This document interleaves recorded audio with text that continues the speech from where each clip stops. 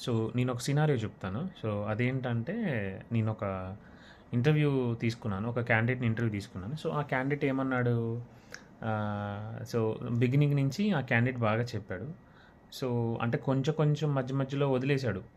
వదిలేసినా నేనేం పెద్దగా దాన్ని సీరియస్‌గా తీసుకోలేదు. ఎందుకంటే అతను చెప్పగలుగుతున్నాడు. ఓకే. చెప్పగలుగుతున్నాడు. సో, ఇతను చేస్తాడు అని జెప్పేసి నేననుకున్నాను. సో, అలా ఇంటర్వ్యూ అవుతుంది, అవుతుంది. సో, ఒక 20 మినిట్స్ అయింది, 30 మినిట్స్ అయింది. ఇంటర్వ్యూ బాగా చెప్తున్నాడు. కొన్ని కొన్ని అతనికి రాలేదు. బట్ అదంతా ఓకే. మనం చేయగలగొచ్చు. అతను చేయగలుగుతాడు. Because he has 7 years of experience. ఆహ్, సరే ఇంటర్వ్యూ అవుతుంది. నా ఇంటర్వ్యూ అయిపోయింది. తర్వాత ఏంటంటే తనకి మేనేజర్ రౌండు ఇంటర్వ్యూ ఉంటదనమాట. సో, మేనేజర్ రౌండ్‌లో ఏంటి అంటే సేమ్ నేను చేసిన తర్వాత నేను టెక్నికల్‌గా అతన్ని కంప్లీట్ అయిన తర్వాత మేనేజర్ అడుగుతాడు. సో, మేనేజర్ ఒక క్వెషన్ అడిగాడు అతన్ని. ఏం క్వెషన్ అడిగాడు అంటే ఆహ్, why you are looking for a job change అని అడిగాడు. సో, మీరెందుకు జాబ్ చేంజ్ అవుతున్నారని అడిగాడు. సో, అతను ఏం చెప్పాడు ఫస్ట్ థింగ్ ఏం చెప్పాడు అతను నాకిక్కడ 5, 6 ఇయర్స్ నుంచి ఉన్నాను. నేనిక్కడ ఒక టీమ్‌ని లీడ్ చేస్తున్నాను. అయినా గానీ నాకు హైక్ ఇవ్వట్లేదు, ప్రమోషన్ ఇవ్వట్లేదు. ఆ తర్వాత ఇక్కడ వర్క్ ప్రెషర్ చాలా ఎక్కువగా ఉంది.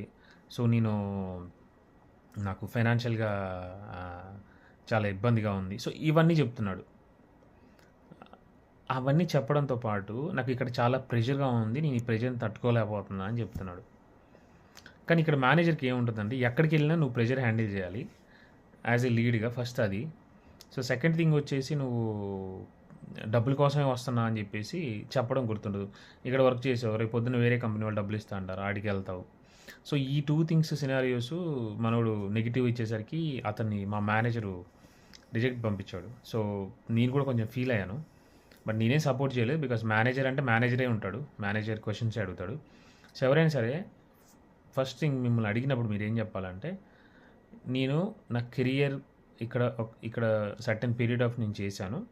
సో, నా స్కిల్స్ నేను ఇంక ఇంప్రూవ్ చేసుకుందాం అనుకుంటున్నాను. As long as and also నేను జాయిన్ అయ్యబోయే కంపెనీ కూడా మంచి ఎంఎన్‌సి కంపెనీలో అవ్వాలి. నాకు ఈ ఆపర్చునిటీ వచ్చింది కాబట్టి నేను దాన్ని యుటిలైజ్ చేసుకోవడానికి నేను ఇది ఒక ఆప్షన్‌గా ప్రిఫర్ చేస్తాను. అలాగే కంపెనీ చేంజ్ అయితే నాకు కెరియర్ గ్రోత్ ఉంటది. మల్టిపుల్ ఛాన్సెస్ ఉంటాయి అని చెప్పేసి అలా చెప్పాలి. చెప్పిన తర్వాత later you can add these points if these are not necessary first అతను చెప్పినయి. బట్ చెప్పాడు. అన్‌ఫార్చునేట్‌లీ మనోడు సెలెక్ట్ అవ్వలేదు.